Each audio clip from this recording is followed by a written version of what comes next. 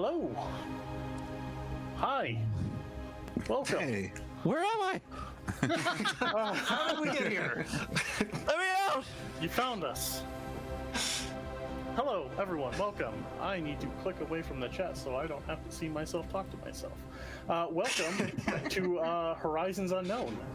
Yes! Yeah. Hey. Woohoo! Super excited. This is going to be a Starfinder actual play stream of the official Paizo adventure path called Horizons of the Vast. I'm going to go around the table first of all, let everyone introduce yourselves, name, pronouns, character pronouns, and if you have something funny you want to say to break the ice before I throw up. From nerves. I'm perfectly Well, that healthy. helps. That helps. That's a good start. Yeah, That could help as well. I'll set things off. Hi, my name's Don. I'll be the GM. Hi.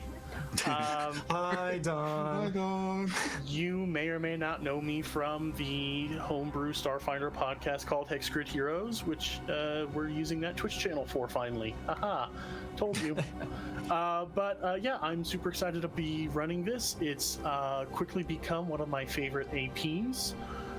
The haven't session even started it yet. I know. The session Yeah, prep. all that prep has made it amazing for you, hasn't it? I'm so excited to get in there. It's really helped me level up as a prepper.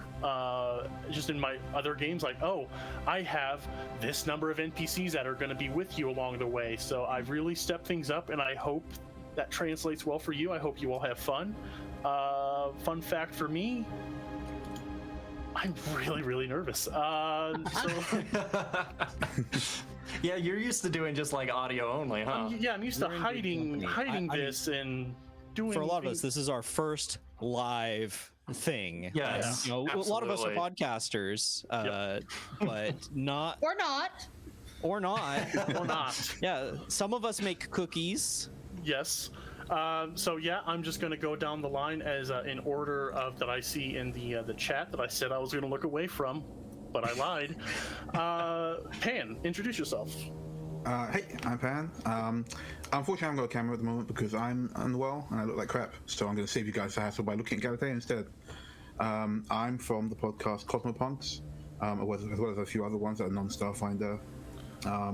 I am really looking forward to this. Actually, it's late for me, but when Don came into the idea and the cast sounded so cool, and I checked out all the shows and stuff, and I looked up and I thought, oh yeah, I could really vibe with these guys. So here I am. I do want to point out that I info dumped on the basic premise of the AP, and then before I hit send, I put in all caps like, this is the time zone. If that time zone isn't okay for you, please let me know, because I really appreciate you staying up for us. And we have I said no, but he just browbeat me until I came along. So I don't know what to tell you guys. Like, He flew all the way to England and showed up at my door. Anyone who knows Don knows that is true. He hacked my webcam somehow. I don't know what's going on. I was wearing my mask, so you're welcome. But yeah, super grateful that someone from the UK could join us. So No, happy to be here. Happy to be here. The AP looks pretty fun. You're a cool dude, and I'm happy to play you guys. So good stuff. Quoted. And we also have, I do want to shout out, we have a couple UK listeners in, Krifu Bernal of Manapot Studios, a couple other people. The chat's moving a little quicker than I anticipated already, but thank you. That's Yes. excellent. We want that. Thank you. UK gang, rise up. Yeah, They go to bed. Rise up and go to bed. yeah, those of you that are in the EU and those who are not in the EU, thank you for showing up for this. You're awesome. Little topical Yeah. humor there. Yeah, And we'll move on to Jeff. Hi, I'm Jeff McAllen. I am playing. Oh, pronouns he, they. I'm flexible in that. I'm playing Tomo, who is a N2 colony. Pronouns they, them. And I'm from Emergency Power Podcast as a player. Woo! That's about our entire audience right there. No, Emergency Power Podcast it's wonderful, delightful. Their GM can tell you a little bit more about it when it gets to them, but it immediately sparked my brain. Once listening, I hit up their players via social media, and we quickly started to make plans to do something. A lot of this sprang from them wanting, like, let's collaborate. I'm like, I just did a 10-player collaboration. I may need a break before that word gets thrown around. But yeah, I'm super listen, happy. we couldn't do a 10-player collaboration with you if we tried right now. Yeah, I don't know how Never you did it, dude. I was there and I don't know how you did it. Stress. That's how I did it. That's amazing. But That's so impressive, though. Yeah, really good work. Yes. On top of that, Jeff has been monumentally important to getting the stream up and running, because if you were here for our tech rehearsal, we had some things to work out. Like, I can prep all day long, but Jeff's technical acumen has been great, and I hope that Thank he you. is at least not the first PC killed. So I can repay the kindness. Yeah, I try. Thank you so much. I appreciate the kind words. I'm trying. This is my first time live streaming using OBS. I've used it a little bit because our podcast started out as a video element, but we ended up dropping that just because the technical side of editing a video show was too much for us. So we switched over to audio only, but I get to still use some of the stuff that I picked up. So Yeah, we built some skills. Unfortunately, it's going to help out here. Yes, and I do want to throw a shout out to viewer currently in Japan, Mark of also What? Manapot Studios. Wow. Dude. Nice. Great dude. I got to play in a Starfinder stream. We got to bond a little bit as characters, and I just saw that he popped in the chat, and it's great to have you all. Your crew has really hyped me up to get over the nerves, but they're still there. But next, I'd like to introduce Carrie to podcasting. Yeah. Hi, I'm Carrie. I'm with Critical Hit Cookies, which is a cookie company specialized for gamers. But this is my first time streaming podcast anything. So I was mostly doing okay until all the experienced people were like, God, I'm nervous. What are you appreciate talking that. about? We didn't So- have a full-blown panic attack before this started. Come on. No, not at all. And we waited to hold off that panic attack until like 5 minutes, and then we, like, the four of us, we couldn't see Pan doing it, but we were basically hunched over, rocking I went ourselves. outside. And cried for a bit. It's fine. Of course, yeah. We're fine. We can do this. Carrie's our ace in the hole because with all those cookies, we can bribe Dawn for like free nat 20s and stuff. Oh, yeah. I am noted. I'm going to use that when I roll as well as I normally do. Please do. Yes. So yeah, talk about your character before I hype you up more. My character is Rora, she, her. She is an Urog Nanocyte, which is a new class for me. It's a new class for most people. So I'm excited to see what all that can do. Yep. Super excited as well. I've helped 2 people now build nanocytes, and as a GM for them, I'm terrified. A lot of abilities. Thank you, Paizo, for inflicting that upon us all. It's going to be fun. Your build is particularly exciting to me, so I'm very excited to see how you break my encounters. But My yeah. pleasure, honest. Yeah. Recruited Carrie because she plays in an offline game of Fly for Your Die with me, and she's just so sweet, so accommodating. And I know she hasn't been in stuff, so I thought, oh, here's a chance to get someone in, and it's great to have you. Thank you so much for agreeing to play It's this. my Thank pleasure to you. be here. And I Yeah. just realized that I can pull up the character art Oh, onto the cool. stream. There So we I'm go. pulling up. Yes, let's do it. I'm pulling up Yeah. Laura right now. We can go back and do Gali and Tomo. Okay. But Carrie, I know you're jumping into this head first. Appreciate the hell out of you, and I hope. Thank you. You're- My pleasure. Yeah. The art of this Urog was done by our next player, Adam. So why don't you go ahead and introduce yourself and take the praise for this amazing artwork? Yes. First off, thank you very much. My name is Adam Domus. I am the GM for the Emergency Power podcast. Love the flow. Thank you very much. I like to do a lot of hand gestures, so anyone watching is definitely going to see that. My hands are just going to be like flying across the screen. But I play Sifrix Varfalis, also known as Hull. He's a dragonkin vanguard, and he's big and likes to do big punches.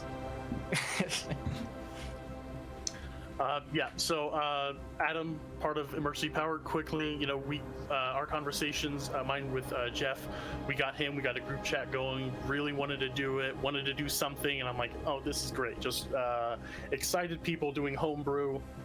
And if you could, so we can get it on the record before Drift Crisis drops, give the viewers at home a little taste of what your campaign is, because it is just dynamite. Oh, well, thank you very much. I appreciate it.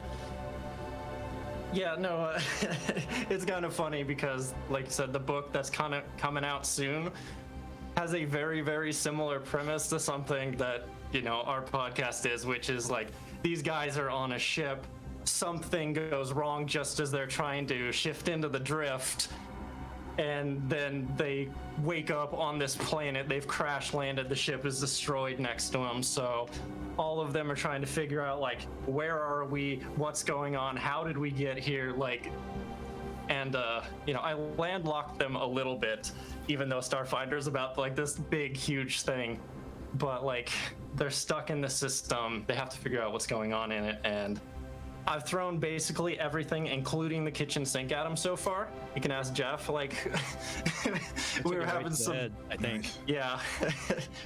So yeah. If anyone wants to go check us out, we're the Emergency Power Podcast, and we would love to have more listeners. And we just want to. Basically, our motto is sit down and charge up with us. So just like, when your week's been rough, just sit down and let everyone else have to deal with all the problems. One of the things that drew me to your podcast was your excellent handle on branding, which I fumble and stumble and drop all the time. So oh, these guys know what they're doing. I had to listen to them. It's great stuff. Excellent. We fooled people. Another international shout out to Steve. I don't know how to pronounce your last name. I'm sorry, but if you are in TTRPG Discord servers, especially around the Paizo podcast, Steve is a huge champion for all of us that do our work. Great guy. He's helped a couple other streams I'm in, the Galestrian's Greatest PF2E stream I do. Steve is always there to let me know when my music is not loud enough, or if anyone's not coming through. So I haven't gotten any DMs from him tonight, so I think so far Jeff has done what I couldn't do. And we're so off happy. to the races. Yeah. So thank you. I'm really quick. I'm putting up the art for Tomo, and now I'm going to show everyone the art for Galatea, since we forgot about those. Yep. So yeah. No worries. It's not like you're multitasking at all, Jeff. So Yeah. Adam did the art for Tomo, Rora, and Hull. Pan, I don't recall the name of the artist that did your wonderful art, but Jeff, when we have a moment, throw that up as well. It's just Sure. so she's cool. She's on Twitter under Naughty Chippy. Okay. She's not very much, but she knows kind of like what kind of stuff I like. So I was like, okay, I want this kind of character, and she really nice. banged it out. Yeah, no, it's very cool. I was looking at it earlier. Yeah, I'm gonna get a bunch of different shirts. She's gonna have a bunch of equally terrible T-shirts. Awesome. Yes. So if anybody wants to suggest like a band or something, I'll put it on the shirt. Yeah, please do. Awesome. So we're on here. Follow Hexgrid Heroes on Twitter for more details on stuff you want to chat with the cast.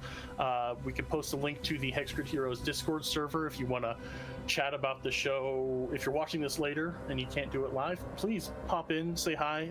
It's a modest server, but if you want to hang out and pitch some ideas, I'm happy to help this channel grow. This is my first real foray into Twitch streaming. So I have lovely ideas from a lot of the streamers I've watched. Very little know-how of how to make those come true.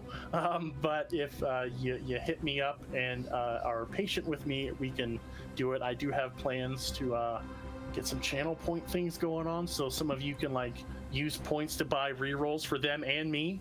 Don't Which would leave be me. useful. We're gonna need it. We're gonna need it. None for Dawn, just for us. Yeah, don't let Dawn. Well, why waste it? Yeah, can we buy a negative reroll for you so like Yeah, you can't? yeah. I'm fine with that. I'm fine with taking. Yeah, Constantly rolling disadvantage all yeah. the time. yeah. So yeah, that's introductions out of the way. People are praising me in chat, and I just can't stand that. So, So Dawn's running away.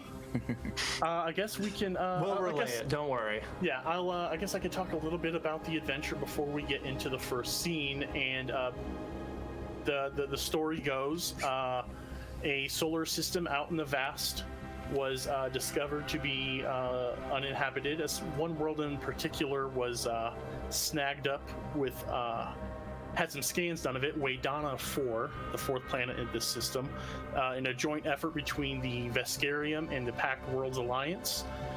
They decided to divvy this planet up into parcels and let certain mega corporations, groups, the Starfighter Society grabbed one up, so they have representation here. But our PCs are part of a team that they call themselves the Hexplora Corps.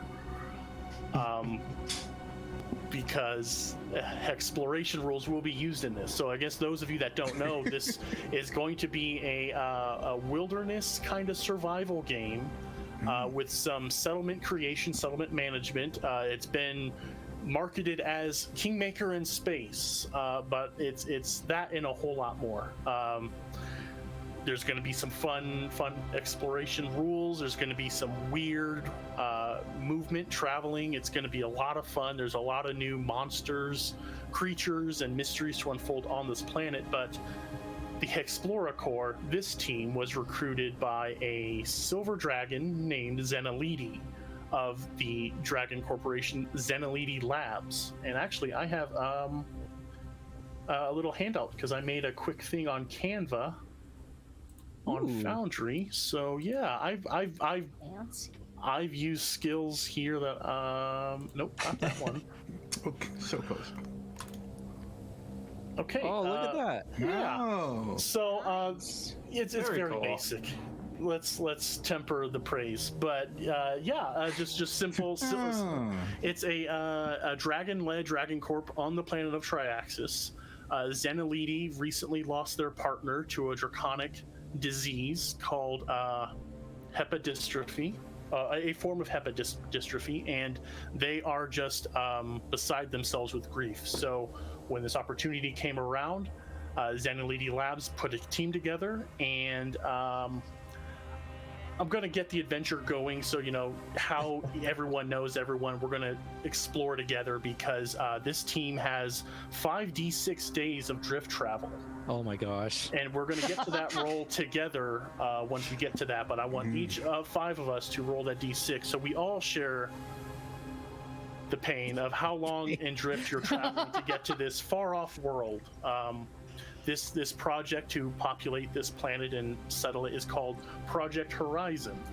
And Horizon is going to be a theme in our branding. The show's name, Horizons Unknown. We had a lot of name options. Those of you who were here early enough for the pre-show know Pioneering for Dummies is another one that I think fits because when I talked about there's going to be settlement management, you have to do this, there was a bit of a pregnant pause of like who's going to help be in charge of that. So it's going to be fun to see how we do it. It's not going to be as tedious as many fear. I feel Paizo, the Starfinder team, did a great job of revamping like kingdom management. So it won't be pulling teeth, but we'll do the first couple here, and if it's truly unwatchable, we can start to do some stuff offline. But I definitely want to show people what it's like, because part of this system is part of this game is you are in charge of setting up this settlement. You have a host of NPCs that you need to assuage and appease and do jobs for, but they still answer to you, so you'll be the one making the decisions of where resources go where. So I definitely want people interested in this. If you don't play this AP and you want this in your game, I would love to have played this as a homebrew, and I probably will one day. But for now, wanted to get in on the new hotness of this AP. So yeah, Do it. Let's do it. Yeah, we're gonna Right, get into yeah. it. First little scene. We're going to begin on the planet of Triaxis in the Pact Worlds. Those of you that are familiar with Starfinder will know Triaxis is a world ran by dragons and dragon shoot-offs, offshoots, like the Riforians. Dragon There are shoot-offs. plenty of dragon shoot-offs. There are gonna- dragon shoot-offs. But yes, we will be starting out in the busy spaceport in the Triaxis city of Prieta. All around you, I don't have a map for this, so this is going to be theater of the mind. I am going to use as many art pieces from the books as possible. I'm not much of an art map maker myself, but so there will be some things that will be theater of the mind. But this one, this spaceport is just humming with activity. There are very large ships being filled up with passengers. Dock workers are kind of scrambling around for final preparations for this ship that's due to launch this morning. It's a cold day, as Triaxis is currently 2/3 of the way through their centuries-long winter. So as soon as this very boxy ship opened its cargo doors, all of the passengers just fled inside and started to choose their bunks. And I do have some art for what this ship looks like. So, Jeff, if you could zoom out to just show the entire interior of the ship. Sure. Jeff will also be handling that portion of things, and I can't thank you enough, Jeff, because I'll be bouncing around 5 different programs and apps and tabs to do this. But It's hard enough DMing. yeah, so this is the ship called, oh, not that one just yet. I'll show you the exterior in just a moment. It's because I did some art things to it, but it's big, it's boxy, it's square. It is known as the Burnished Dawn, a competent star settler. This thing is designed just for hauling settlers to worlds, and this thing is going to not break apart, it's going to disassemble itself. Let me off. Hold on. I forgot to We tell can you all this. breathe in space, right? I'm sorry, I forgot to tell you the 6-book series ends at the beginning. But no, this ship, I'm looking at the art right now, and I'll show you in just a moment once we hit space, but it's just a big cube. Think board cube with extra functions, because this thing will disassemble itself into the component parts of your settlement once you arrive. If you arrive. Thank you for that. Sounds Here, like we ready. might not. Yeah. I But rolled a few characters. I'm good. okay, yeah, it's not real pretty as far as specifications, but damn it, it'll do the job. And this ship is quickly filling up with all the settlers that are joining. There's a fair amount of art for each of these. Some of them will be upcoming. Some of them I just don't have art for just yet. So we'll play around with the NPCs. There's a lot to choose from. A lot of characters. A lot of mid 20th century actors I'm going to be imitating to bring them to life, but they just file into this ship, and the last 4 to board will be the 4 of you as you walk up in the cold. And I'm going to go in the order that's in our stream. So Pan, you want to throw up that art one more time and describe Gally, what she looks like, what she's about. We haven't really revealed classes yet either, so Oh yeah, okay. Okay, so Galatea Sorel, Gally is a Patra. They're kind of a cat person race. They come from Vesk 6. She is kind of just lazily like dopping around. She's dressed shoddily, like she just got up and remembered she had to be somewhere. She's got long braids that end in sort of neon fiber, so they actually glow at the bottom. I was gonna say the artwork makes it look like they're luminescent. Yeah. They are on the inside. So cool. -2 to stealth. Yeah. I mean, what? Go ahead. She can dim and change them. They're just like a really, really lazy way to do her hair. Okay. Yeah, she's a technomancer. I think I mentioned that. Her pronouns are she, her, and she's just chilling, really. Excellent. Okay. She's kind of like wondering if she can get away with not doing what she's supposed to do. Okay. So her appearance is probably passive right now. Not real excitement like you saw the other people. No, she's definitely more like, okay, all right, we're doing this, fine, Okay. I guess. Right on. Awesome. Jeff. All right, let me pull up Tomo's art one more time. So Tomo is a N2 colony. They are an ooze person. So think like they were modeled off of the fungus that like mind controls ants and stuff in real life. But Tomo is like a teal blue, and they are a Solarian. Specifically, I'm going with the new Tech Revolution Electromagni Solarians. So they've got this Solarian mote that is electrically charged, and they're coming onto this ship. There might be some other reasons, but they're signed on as quote conflict resolution. Slightly ominous. Like, I don't know what to do with that. So Tomo's walking up as an ooze. He's wearing armor. So they keep a humanoid form, or are they just they're not completely like moldable. I think in the sheet they have the amorphous property, but they still maintain like a relative shape. Like, at least that's the way I'm playing it. So they appear like if you've seen Star Trek: The Next Generation, when I think it's season 1 or 2, when they're on the planet with that big black tar looking guy. That's season 1. Yeah. The one. It's so funny. Spoilers. That's one of my favorite episodes. I don't know. Should I? Yeah, from like 1980s.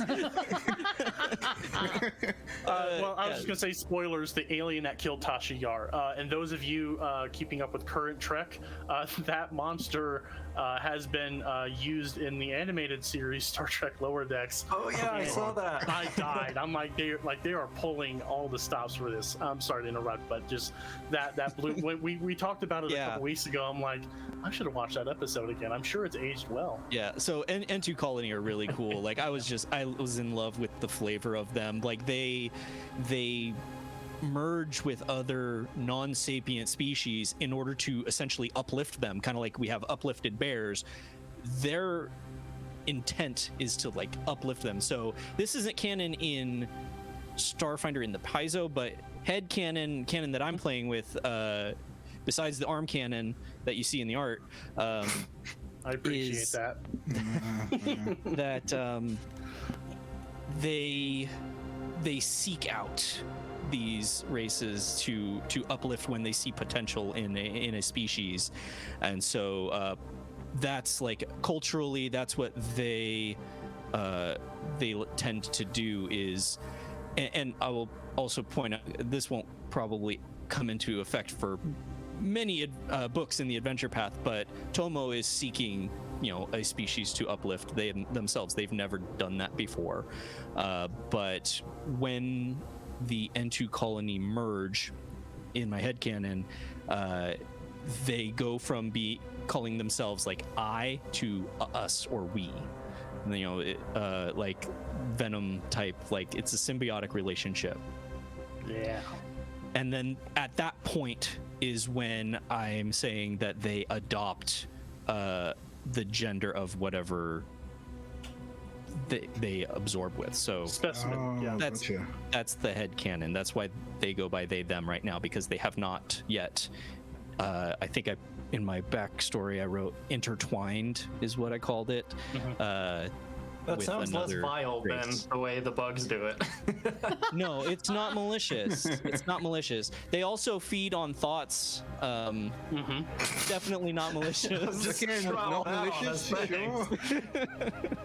Yep. They're a very they're very sensitive to the emotions of others, and so that's kind of why Tomo was appealed to this conflict resolution, not necessarily in a combative way. Tomo seeks peaceful resolution if at all possible.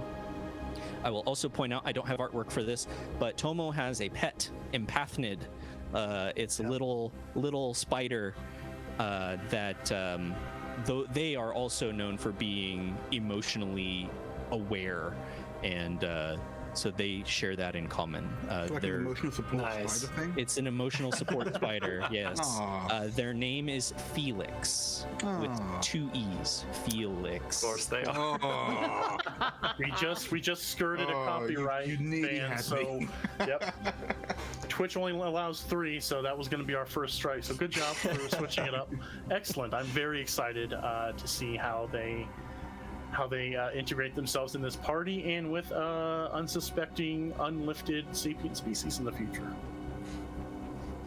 I'm really hoping it's something weird. Okay. Listen, next the up- weirder things you put in this adventure, the weirder things he can merge with. That's I'm just right. gonna go look at book 4 real quick. Yeah, I can also make things really weird because N2 can reproduce asexually. So, like, we get on this planet, I could just start throwing out N2 colonies Oh, everywhere. we just have an army. Just So- follow us around. Oh man, I do not know. Like, I don't want to know what this ship looks like by the end of this 6 rolls worth. You'd just be lucky that Tomo is way past puberty. Oh, Oh, On that note, speaking of weird alien species, Carrie, what's Rora about right now as she's headed towards this burnished dawn starship? Aurora is not chill. Like Galley. Number one and description. Not into conflict chill. resolution. Rora is very excitable, very excited to be part of this expedition. So she's probably running around like saying, "Hi, can you believe that we're doing this? This is so exciting!" And also, Urogs, which is her species, are known for being blunt because they're thinkers and they don't like to waste a lot of time with, the niceties. So she might have a slight tendency to interrupt people or try to get her point across if she thinks she has a better idea. So we'll see how that goes for her.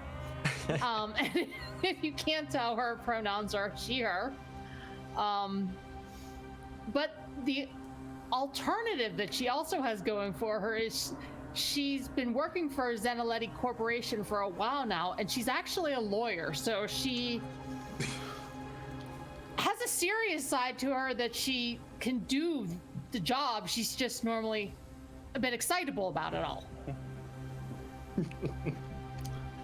Very cool. I can't wait to have to deal with that. Because Tomo got to go into the reproduction system. Tell me that weird thing about Urogs that I find fascinating. Urogs? Oh yeah. wow. I'm assuming it's... Buckle up, everyone. If you don't know Urogs, they are. First of all, I'm not going to give away the punchline here, but they're silicon-based life form, large size. So. Well, they have... Yeah, I had to like do some research when I was drawing it, and I read about this. So Carrie. They have 2 things. They have electrolocation, which if they're in contact with a crystalline or metallic surface, they can detect the presence of other creatures within 60 feet that are also in contact with that surface. Cool. And they Hate it. don't eat.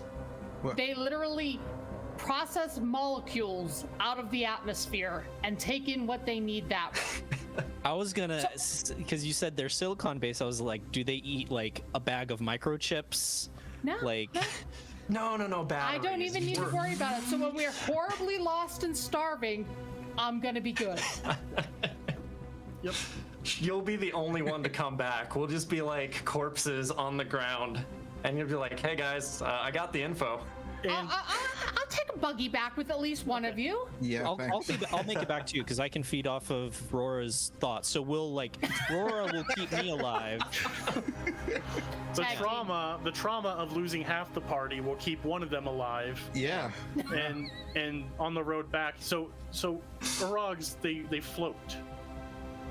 They don't have a fly speed, but they kind of hover just above the ground surface. Am I remembering right? Yes. Okay. So cool. So cool. So, and she's excitable. She's ready for this. We kind of seems like we have a little bit of a moody teenager off to the side. I don't remember Galley's age, so apologies. Okay, she's like 25. Okay. She's just moody. Okay. So we got the moody person walking up. We have the ooze eager to propagate their species, and you're excited to set off on this expedition. Adam, tell us a little bit about Hull and what they look like. Yeah, absolutely. Actually, I'm gonna set the scene a little bit on how they got on this ship, because hands. as far as I understand, like, to get part of this crew, you have to be very specialized. You have to know some stuff. You're going off in this new frontier. Like, you got to know what you're doing. So the ship lands on the planet. Hull hears about this and the fact that it's going to be just taken off and leaving the pack system, just going off in the middle of nowhere. And he, being a dragonkin, like 10 feet tall, massive wings, missing one left arm, big green scaly dragon, huge armor, just walks up to the front of the ship where everything's getting loaded on, and the guy was like, are you on the list? And he just like puts a hand on them and slowly slides them to the side and just like stomps his way on, because like he's never met anyone who would rather be in front of him than behind him in a fight. So he's like, I'm gonna go on. They're not gonna kick me off. There's not a chance. How tall are you? Because I'm looking at the like information for Dragonkin, and the average height is like this ridiculous range of 8 to 20 feet. Yeah. What? Do I need to make Hull bigger? Yeah, he's not the like huge category, so he's just shy of that. So he's like 13 and a half. So Amazing. he has to like duck to get in, and now we're on this cramped cube in space. He's like crawling on all fours through the ship. No, on all threes. Threes. Sorry, Please. my mistake. Yep. Excellent. So this is our party, everyone. They are walking onto the ship. This is the final boarding of Flight Burnished Dawn to Waydana 4 via Zenaliti Labs. And as you get on, the map, it's the adventure doesn't really start till we hit the planet. So I do want to like do due diligence and show you what the ship looks like, where you'll be spending time. But once you get on board, once the two large creatures squeeze their way through the hallways, looking at the map, I'm going to place. We'll meet that person in a little bit. I'm going to move Rora. So that's the elevator that Rora's in. Rora and Hull, you won't need to share the room in the elevator. I don't get to share the room most of the time. Yeah, I mean, I suppose Tomo could squeeze in, and you just Code us. Yeah, I fear for the poor guy who's in I'm there okay. first, who gets me Yeah. I'll wait for the next one. So you board the ship. As you board, engine sounds all around. I hope the music's playing just fine. But you get in, people are milling around. They're getting to their stations. You've met with everyone, and we're going to explore interactions and relationships with these people as the story progresses. But just to get us to the planet, I'm going to hand wave a bit. A part of this AP around the settlement building is busy work, paperwork, going through the process of collating and all this kind of reporting stuff that we will make interesting, I promise. But there's going to be time skips in this. Some things take a chunk of time, a month long. And we're just going to like, okay, in this month, this is what happened. So I'm perfectly content to be doing time jumps. And there's going to be one soon. But as you get on board, you see people. We have scientists, we have engineers, we have hunter-gatherers that call themselves feud procurement officials. There's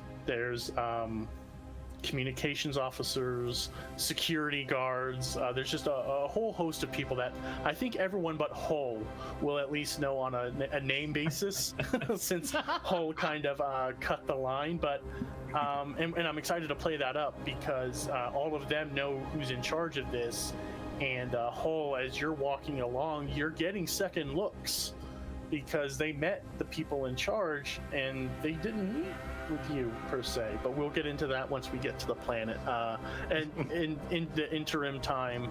But you get on board, get in the elevator, one, then two at a time, and I'm going to take some liberties and just move you guys all to the bridge. I can just highlight and move things, haha. But all around you, the cargo bays are all full to fill. Like this thing is packed to capacity. Once it gets above orbit, it's going to start to break apart. And as you're walking along these holes, you can see where airlocks will shut and like, oh, this is this segment. And a lot of the people you go past are going. Those that are studious enough to do so are going to their areas and making sure everything's there, looking at manifest. And not a lot of people are giving you a lot of time because you all know you are in for a bit of a slog as far as flying to this planet in the vast. But you get onto the bridge, and sitting in a chair, swirls around. I'm going to show this NPC.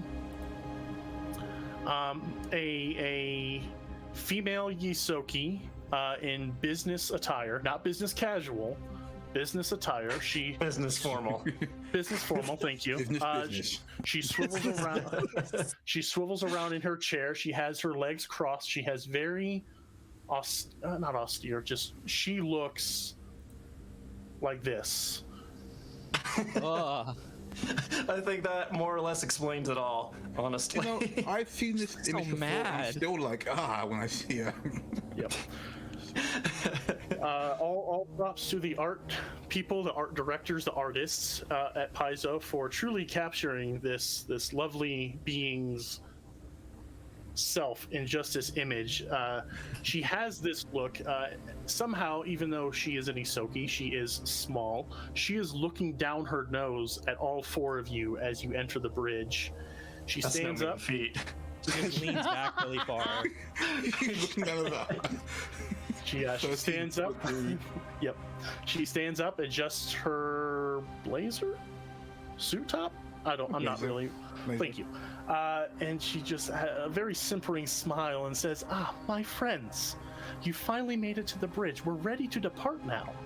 Is everything all right? Oh, my child, I don't think I've met you before. Are you on the right expedition? And she's looking at you, Hull, and she's just kind of got that sneering smile that doesn't reach her eyes at all. Galatea is following her gaze towards Hull and just being like, my child? Right, like, how old do you think I...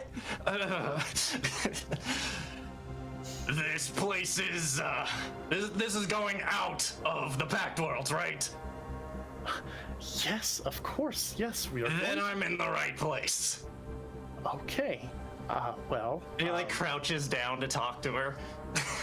She's unflappable at this point.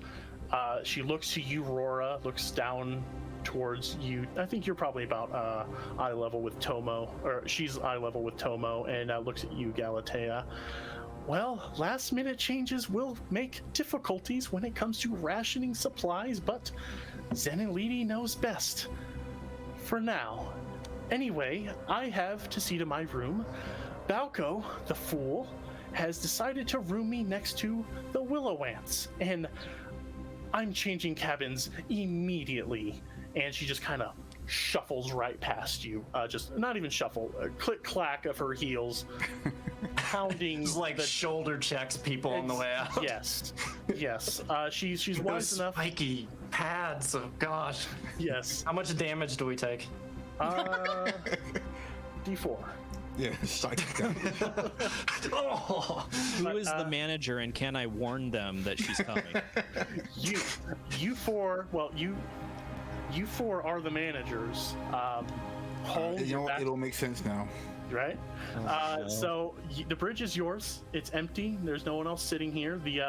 The pre-flight countdown has finished. I don't know if I want to reveal this about the AP just yet, but we don't really have set starship crew slots. So any of you with a piloting check that would like to take the helm can feel free to go in and give me a piloting check. That is not me. But I will turn to Sifrix and say, you may partake in my shares of rations. I do not eat much. Oh, I don't eat it all. You can have my rations. This is all going really well so far. Excellent. Can you fly? Now, We need well, someone to fly. Yes. motive. He walks over. And he will absolutely try to fly this thing. It Oh, may yeah, not this- go well, but So these starships are designed. Oh, Damn. awesome! The 25 Damn, ounce roll, sense motive, guys. natural First roll of the 20. game. that was a Nice. sense motive right there. Oh, Nat it was? 20. Did you? Yeah, that was, I think, on me. Okay. Yeah, I can detect emotions. Okay. So when I guess we can get into it right now. What sort of mechanical benefit process are we going to be dealing with here? If you can detect emotions. That's kind of up to you. Let me Minus? tell you what it is. Sure. Because it's the racial ability for N2 Colony. It just says I have blind sight emotion with a range of 60 feet. In combat, that's pretty simple to understand, but I was imagining it something on the level of like Deanna Troi. Where like I don't know their thoughts exactly, but I know the emotions that they're giving out, Yes. and Okay. so you can maybe, however you want to do it, maybe it's like a bonus to sense motive to see if they're lying. I don't know, whatever. Okay. I'm flexible on it. Same here. Yeah. Do you have a way that Tomo flavor how you visualize Tomo observing this? Is this like Neo looking at the Matrix? He sees red blurs. He sees is this Xavier seeing mutants and non-mutants? I'm going to make all the references. So if you are on my level, I apologize. Yeah, I think that's a great way to put it. Like to put it into perspective for those of us like me in real life that don't have blind sight emotion. I think it's like a heat map, and Tomo understands like that this color represents this emotion, and so So you're like the Predator, but for feelings. yes, I'm the predator with feelings. That's a great way to put it. Awesome. Awesome. I think cool. Yeah, the more references we make, the more likely it is someone can catch hold. So no, I appreciate stuff like that. So Tomo, with your nat 20, as you know, a natural 20 on a skill check isn't necessarily a success, but damn. Here's something we need to announce. Typically, these games start you all off at level 1. Because we're all seasoned Starfinder players, and because Level 1 sucks. Because no one sucks because Sean's nice. more the latter than the Because we former. all cried and Don said, okay, fine. Yeah, so I've upped the difficulty on some of the lower CR encounters. I've done some work. So you all started at level 3. You're all experienced in your fields in what you do. spells. So wanted to give you some more toys to play with. So your 25 sense motive, what does it? First off, what is Hull's current emotional state? he just wants to make sure this thing kind of gets off the ground before they decide to kick him off. So when it's like, well, you guys are gonna be flying the ship, he's like, okay, let's go. And yeah, but it's pretty easy to sense you would not need a 25 to know that he's not super confident in piloting. He could probably do it, but maybe not great. Okay. So a little bit of urgency, a little bit of maybe not quite panic. Yeah, no, he's been through enough combat that panic isn't something that necessarily always comes up, but it's like, okay, let's get this done now. Okay. So I guess I'll throw it to you, Jeff, if you have it now. Like, what would Tomo? You don't have to like make a spectrum of what each color means, but you sense all of that from this person as they take the controls of this ship, and I will take that pilot check now as you start to like lifting off is fine. You know, I'm not gonna bog some things down with minor things. The ship's gonna get off the ground, but this is you lifting off the ground into space, leaving the world of Triaxis behind, as you start to plug in coordinates to the Waydana system. Do you scrape the side of the ship? First, Hull will lean back and be like, anybody want to be co-pilot? Yeah, sure. Yeah, I'll go. And she's gonna pop in next to. Like, how big is your chair? Hull will scooch over so he tries to fit on one chair because he was like in two before. And she kind of politely waits. She's like, okay, I'm just gonna. You know, I can just lean over. Is that easier for you? I'm taking up all the armrests somehow. Right. Okay. You know what? Guys ready for I'm this? just gonna sit on your lap. Right on. So I guess Sure, so the way that works.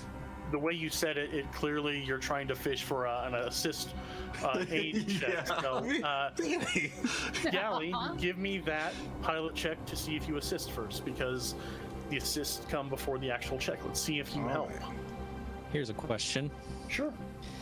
Can I assume the quote captain role and encourage him? Sure, buddy. Okay, I'm gonna rest a slimy appendage on Hull's shoulder and say, "You just need to believe in yourself. You can do this." Right. Yeah, definitely. I do. Thanks, squishy thing. And I do have sidereal influence, but we haven't really established whether I meditated or not, so I can hold off on that. Mm-hmm. Like, this is our first situation. Literally just get the ship going, and we're already pulling shenanigans to try to get away with more. Yes. That's, So 19. Yeah. okay. So first off, Galatea, your aid does go. You do aid. So Hull, you will have a +2 to this check. Tomo, remind me the rules around captain checks and stuff. It depends on like the tier of the ship. Oh, I have an answer. Oh boy. Yeah.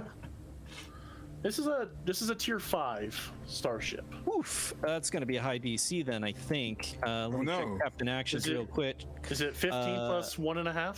Oh no, encourage is only a DC 10 regardless. Okay, so yeah, you're encouraged. Oh, sorry, DC 15 with diplomacy, which I still succeeded at. Okay, and Okay. So I got what benefit plus does 4 that- totally. I think Is so. that +2, yeah. Plus okay? 2 from you. Well, there's also computers on the ship. I want to help out as much as I can. Nice. There will be a Please plus- do.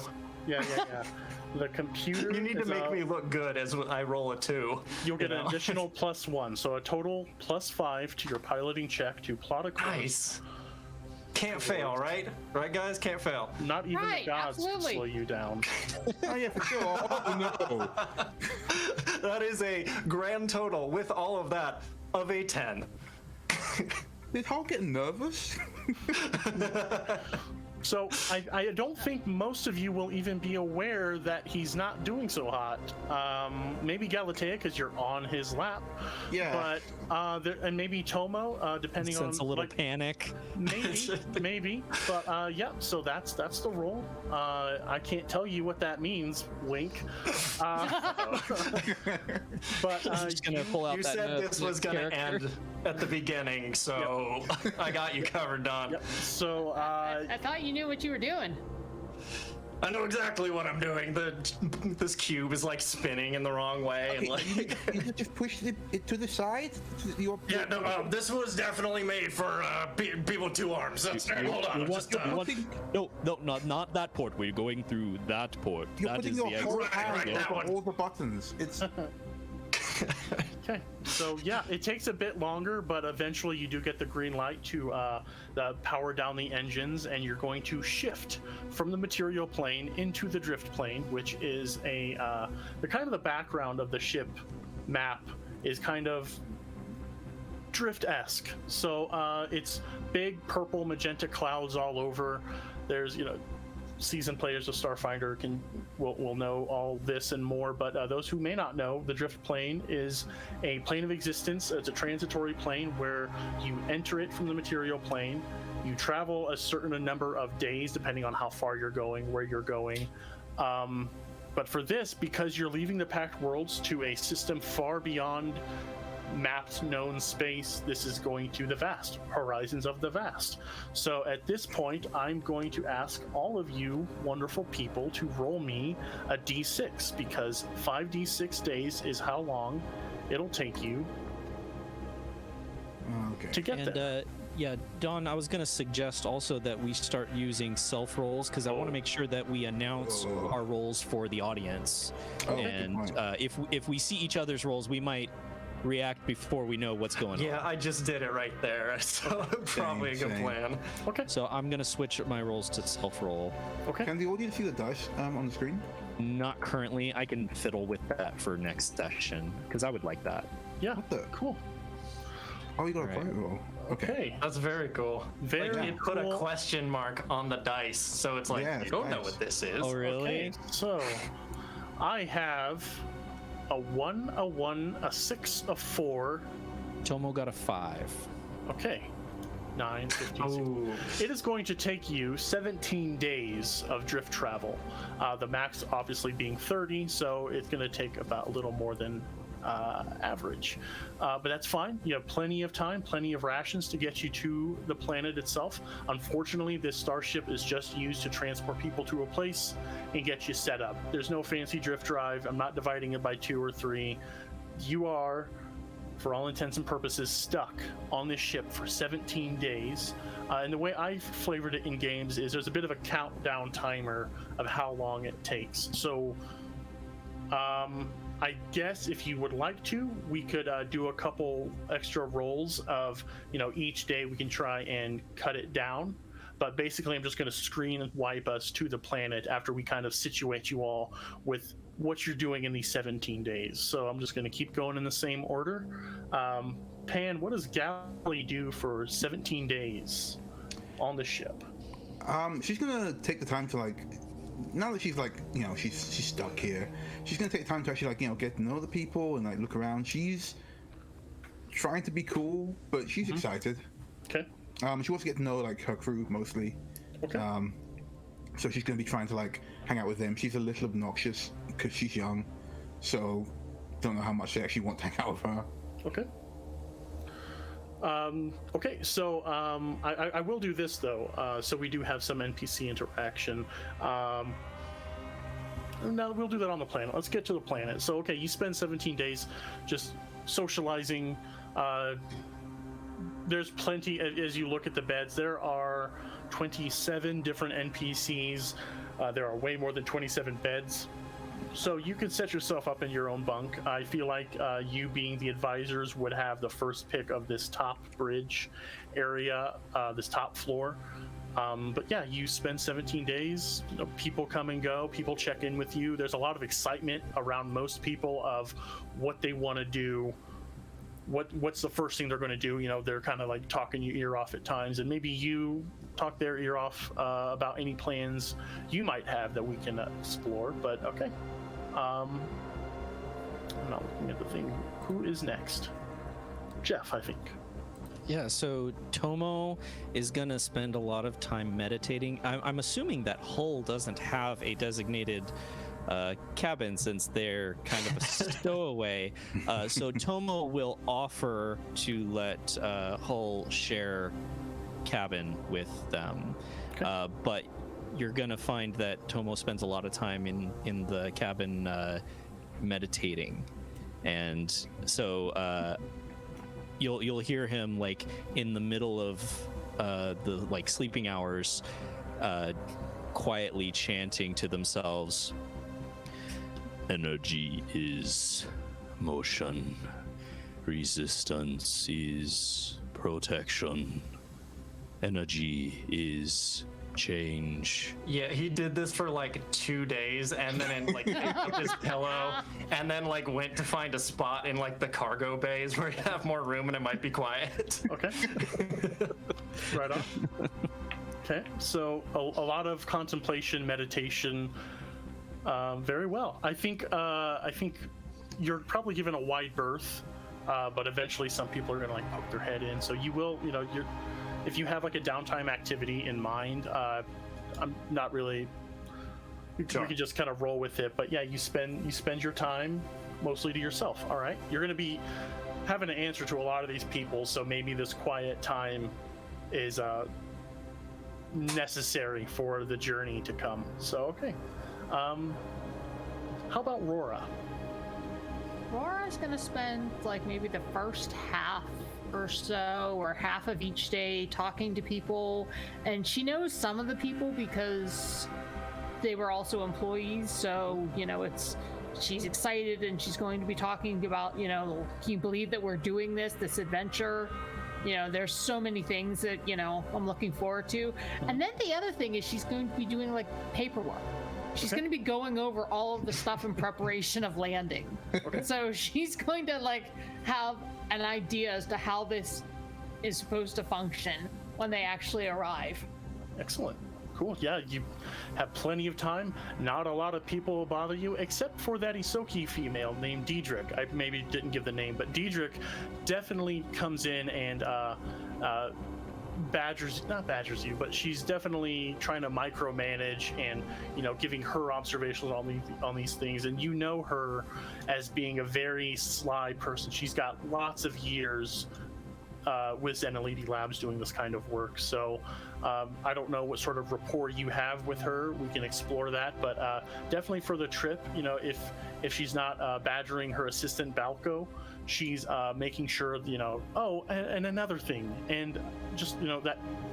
But I did that already. Yes. But did you consider? I did. And that just a lot. So, okay. So the bluntness of you and the kind of simpering, sickly sweetness that doesn't feel real at all. I guess I'm just going to come out and say it now for those. I saw some people that did get my references earlier. I'm modeling Diedrich off of Kai Wynn from Star Trek DS9. Shudders.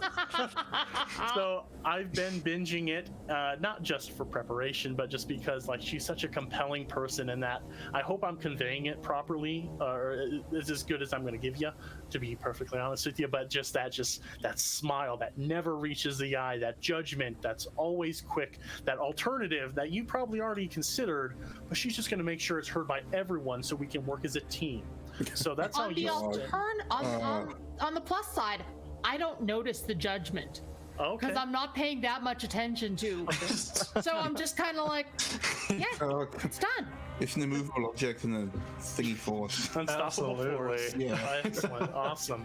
So I think at one point Gally wanders in, sees him talking, goes nope, and just like turns around. Very good. 100%. So you said that was the first half. What about the second half? That was when I was going to be hanging out with the rest of the crew and talking and. Yep, a lot of people are excited. About halfway through, like everyone has access. Well, I'll say not everyone has access, but most people have access. It's been communicated. 17 days, buckle up. You wouldn't tell people like, we don't know how long it's going to be. You're just going to have to trust us. We'll get there. But so everyone knows. But I feel yeah, I feel like halfway to 2/3 the way through, maybe some people's nerve is starting to falter. Maybe some people's idiosyncrasies start to grate. Roommates swap. We do have a couple. There is at least one newlywed couple who spend the majority of the time in their own private bunk. There's just a lot of activity. What about you, Hull? How are you spending 17 days as the biggest stowaway ever? The most subtle. Yeah.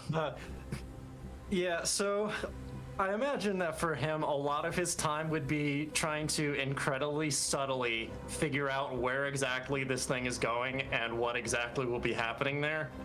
And by incredibly subtly, I mean, like, it's so obvious every time he talks to anyone. So, you know, that's part of it. He's definitely going to get tired of people talking. Every time he walks in on, like, Rora and, you know, the two of them going at it, he also just kind of, like, turns around, leaves. I imagine he'd hang out with Gally a fair amount because, you know, kind of mellow. It's like, as far as this group goes, definitely more chill. And then anytime he gets done... Go ahead, sorry. Nothing. She's happy to do so because she definitely feels a little bit lost. But it's smart to hang out with a guy who's 13 foot tall. This isn't you, prison. You guys immediately formed a bond as you like sat on one of his legs to pilot. And I think the rest of his time would be trying to like work out so that he could just like get out that energy of being stuck in one place for way too long. Okay, cool. That's excellent. So I think that's going to kind of wrap up with some of the things I have. So you all... That?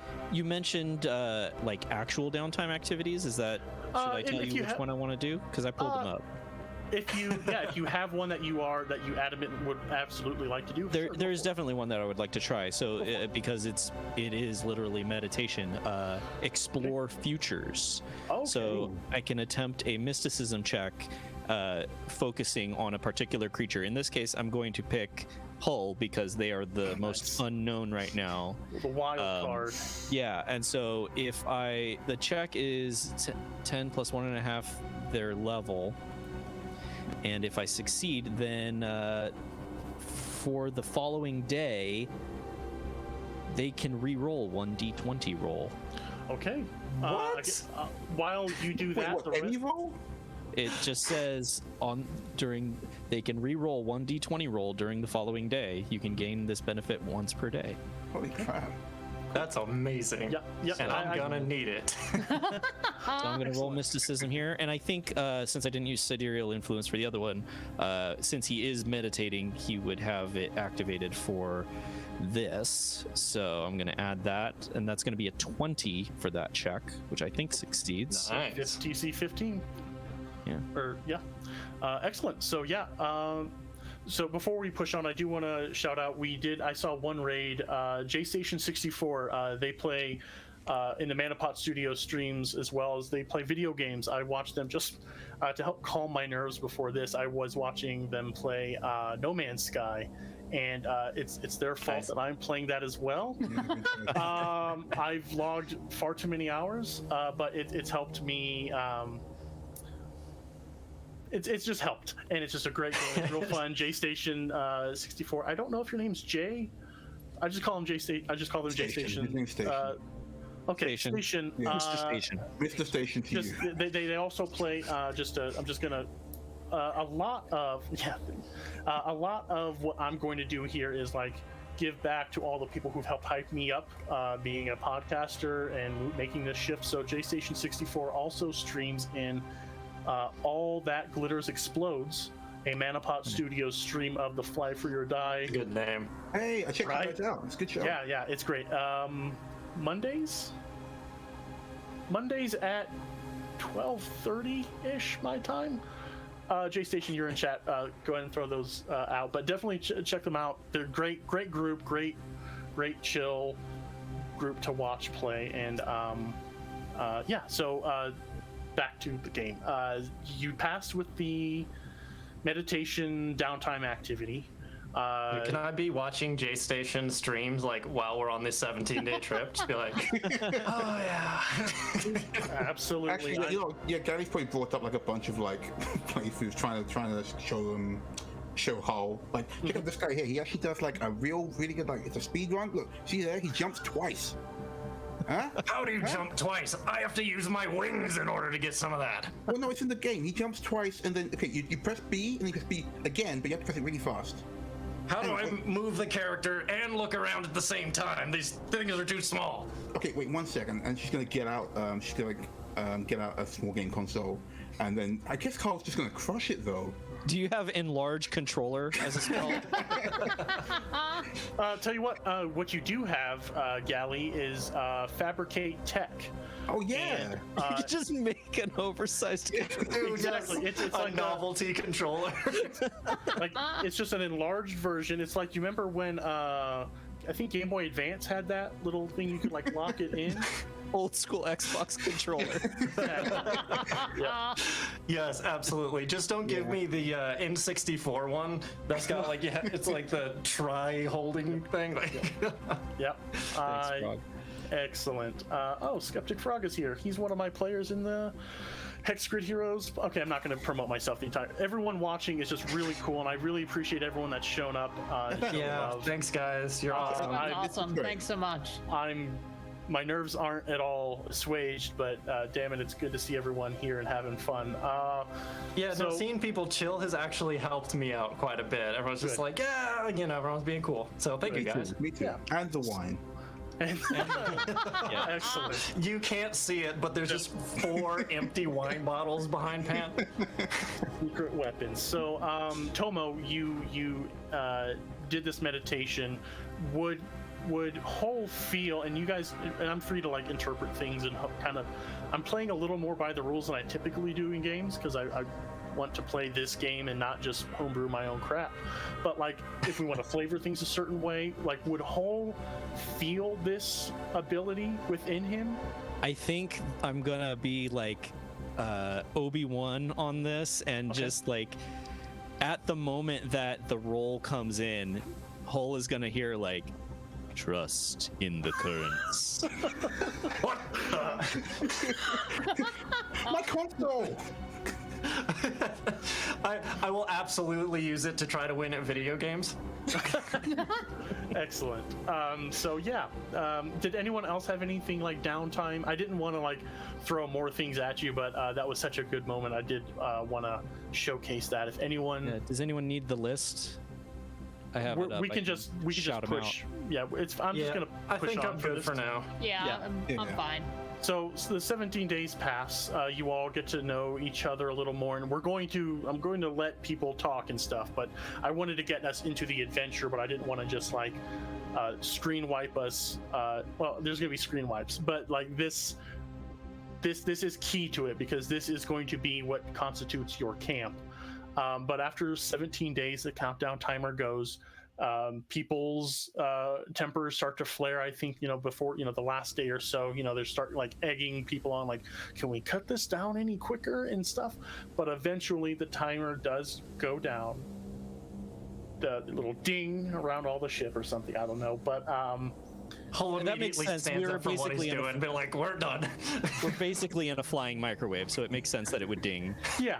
But now I am overdone. And we'll go and start piloting to try to get us out of this. Yes, and I can reveal the image that I wanted to share of the ship, because it wasn't just your ship that was going on. There are lots of ships going to their respective places, but your ship left Triaxis, Starfinder obviously left from Absalom Station, and we can get into the other factions that are taking up places.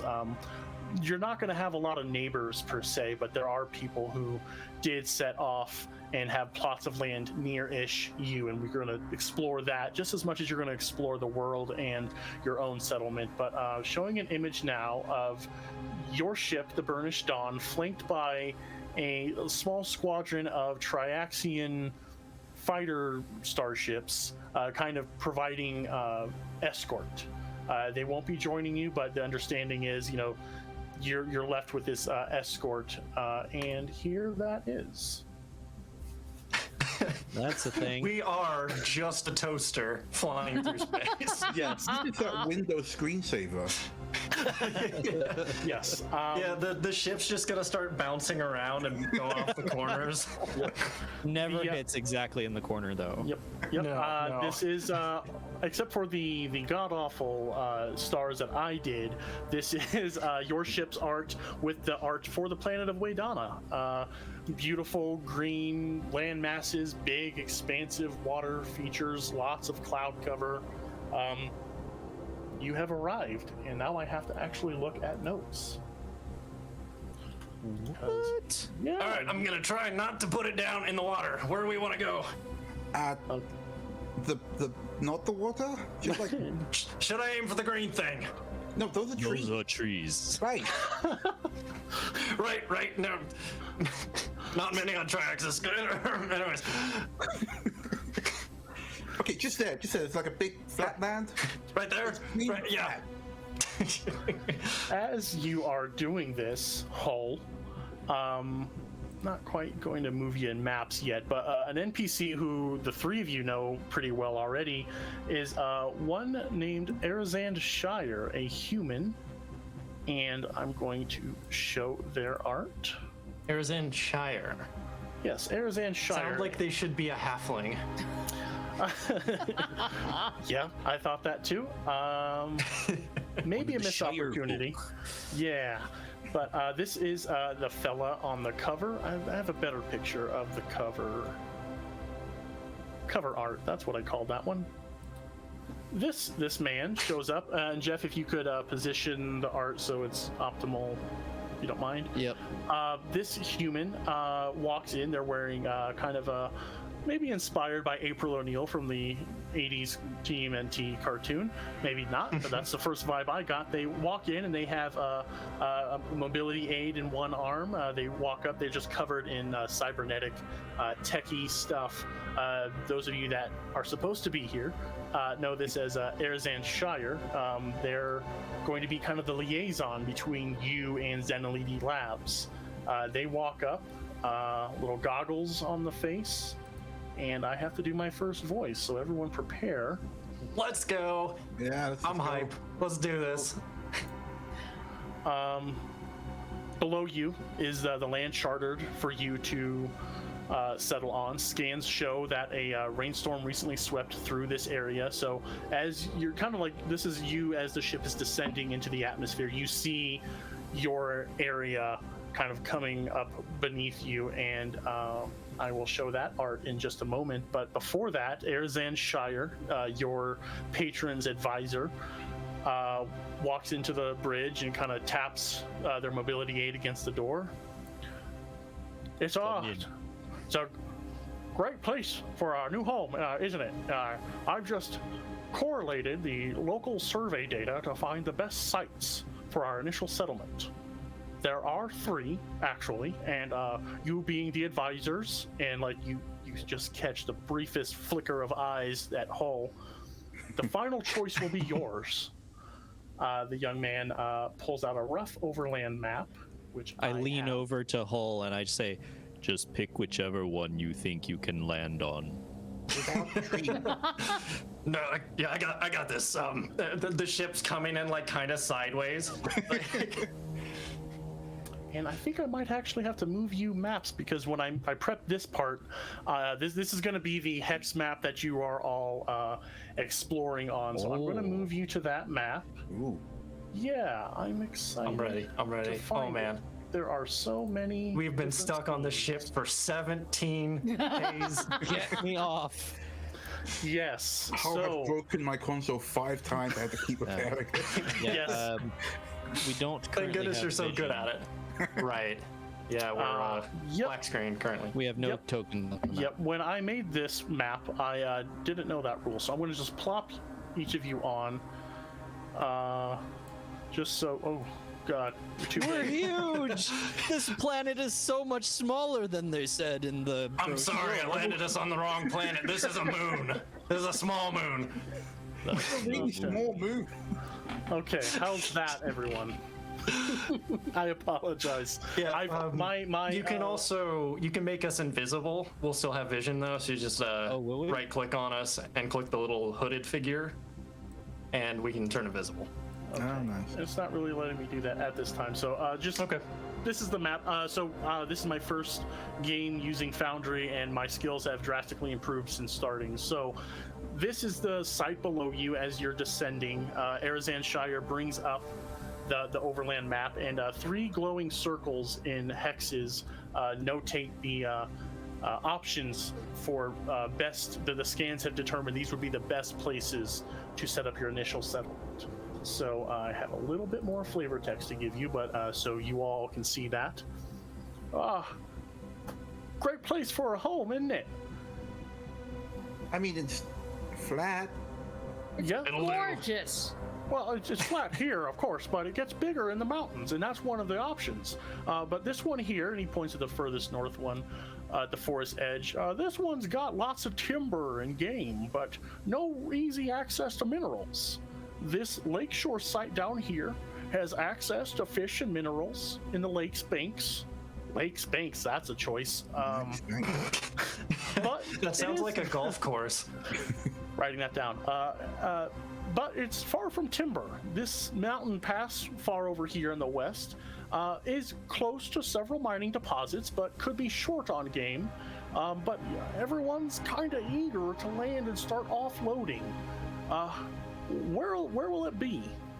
Did you say the first one had access to timber and game? Yes. Or just timber?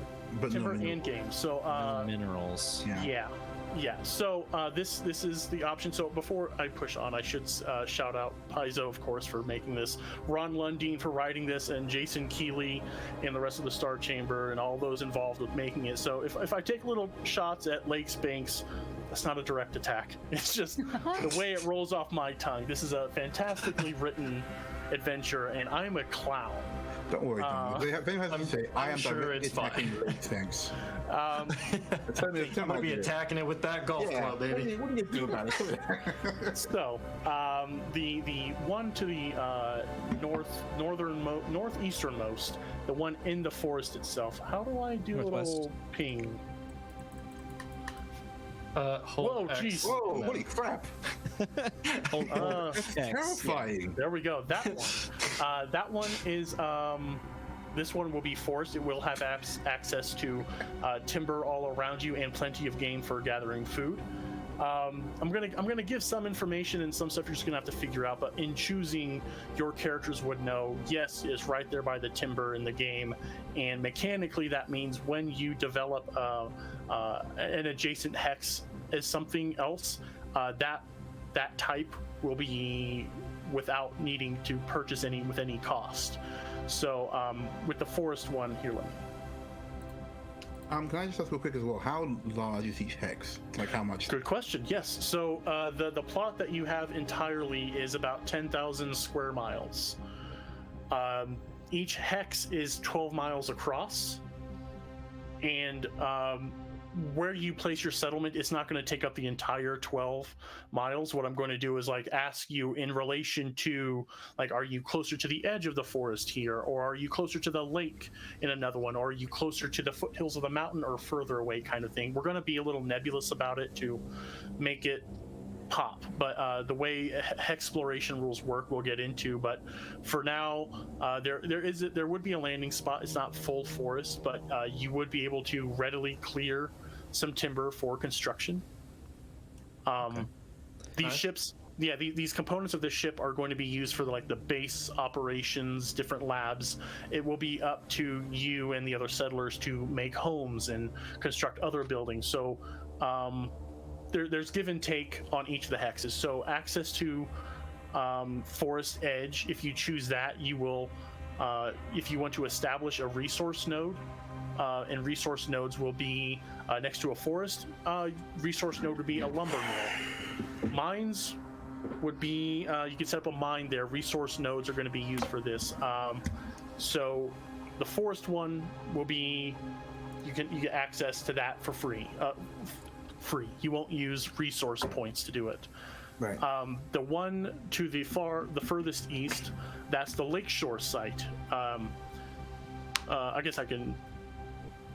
Yeah, I did read all that. So there will be access to the water. You can't be right on the edge, but there's a nice, beautiful shelf above this lakeside area that does have access to minerals, does have access to fresh water, but it would be about 12 miles to the nearest big timber source, if that makes sense. There may be trees here and there, but as far as resources, you could choose the lakeside one as more like, and setting up a lakeside one, you'll have access to aquatic hexes for free, access to food as well, but you would need to travel for building supplies like timber. The last site, the Mountain Pass site, you wouldn't need a resource point to build up a mountain hex like a mine or something, but it did say that the Mountain Pass has several mineral deposits, but high up in the mountains there may not be as much opportunity for food and game. So I think pointing at the map, guesses, if we were to set up here by the river, in theory we could set up some kind of like water-based travel system that would get us to pretty much the whole map pretty quickly. That looks like a good idea. Besides, winds over those mountains, probably not good for landing. And the tall green things, maybe we avoid that. So yeah, that's looks good. Sounds sounds right. Like Sounds easy to land. quietly and politely like moves Hull's claw slightly so they're like not lilting anymore. okay. Yeah, I think I'm of the same mind. I agree. The access to food and water will be most beneficial for most organic life forms that are aboard this station, this settlement. I mean, it's true, Tomo, but you say it so creepy. I apologize. Fine. It's okay. Yeah, I'm sorry. He probably doesn't mean it. It's fine. Excellent. So, Rora, how about you? What's Rora's thoughts on everything? No, I think that's really good. Water and food is most important probably for most people, so that's great. And that gives us options. That way we're not too far from the forest for timber, and it's a little further for the minerals, but we might not need those immediately anyways. We have the sea minerals, or the lake minerals. Very good. Okay. So Arizan Shire gives a smile, a wink, and he puts the data pad away. He just kind of walks over to the side of the bridge, sets himself down, and buckles himself in. And Everyone should probably do that. so at this point, you can. It's a simple button. I don't need any computers checks. You can't mess this up. I shouldn't have said that. Oh, but I can try. Oh But yeah. there is an automated procedure where the ship starts, and like everyone starts to like fill the uppermost deck as this automated procedure begins, and the cargo bays start disassembling from the burnished dawn into the frameworks that's going to serve as the transfers few prefabricated buildings. The bridge. So this thing is transformering on us, like. It's less transforming and more like just like Kit Kat bar, just breaking off and like flying down below. But, I watched one fly off. That wasn't me. No. It's okay. That's intentional. Yep. Yeah. Right. It Yes. is intentional, right? Yes, it was. Yep. So those of you in the bridge, which is you in Arizan Shire, everyone else kind of like in their segments kind of breaks off down and lands. You see them go and flying high above. The bridge actually functions as a single-use shuttlecraft during this. So this is your lodgings unless you build something outside of this, if you want to build a log or stone home or whatever. But this upper bridge area with the restrooms, I should say, will be is a shuttlecraft. So you're kind of floating above it all. They're all kind of setting down in that area once you gave your selection. I would like a lakefront property, please. See what I can do. Excellent. So, all the crew and the passengers of the flanked fighter starships kind of like hang above for a while, and eventually they turn around, head back, and you see them kind of like disappear back into the drift plane. You are now on your own in this bridge. Hull, give me a pretty easy piloting check. to set this shuttle down. You have a reroll if you need it. and I can give aid if you want. Please do. Yeah, are we doing the same thing You as say- before?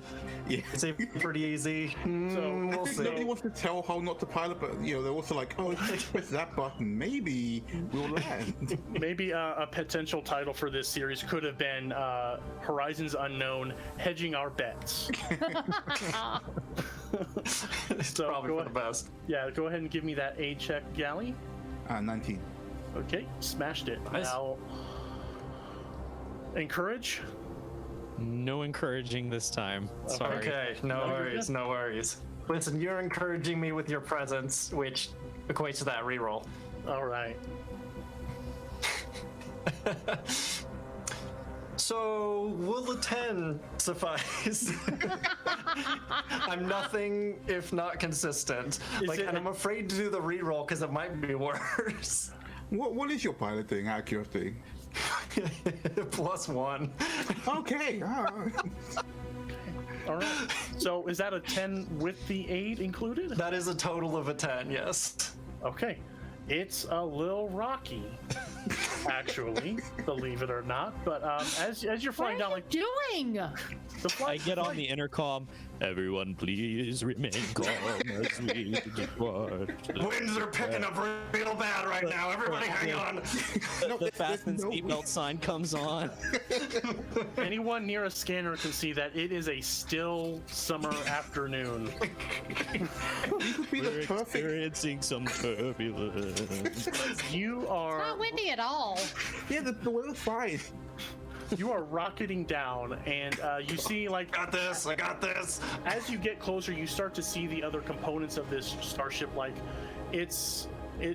these are a little more transformer-like in that like the sides like break down and like start to build themselves up, and you see as you're flying down that the people are already disembarking from their segments, and if there's their section, they're going to start to like it's kind of like an RV camper.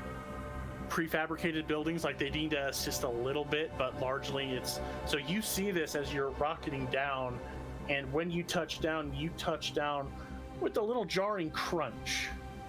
We don't You even hit need to set the someone. foundation. It's good. So yeah, this whole Perfect. area.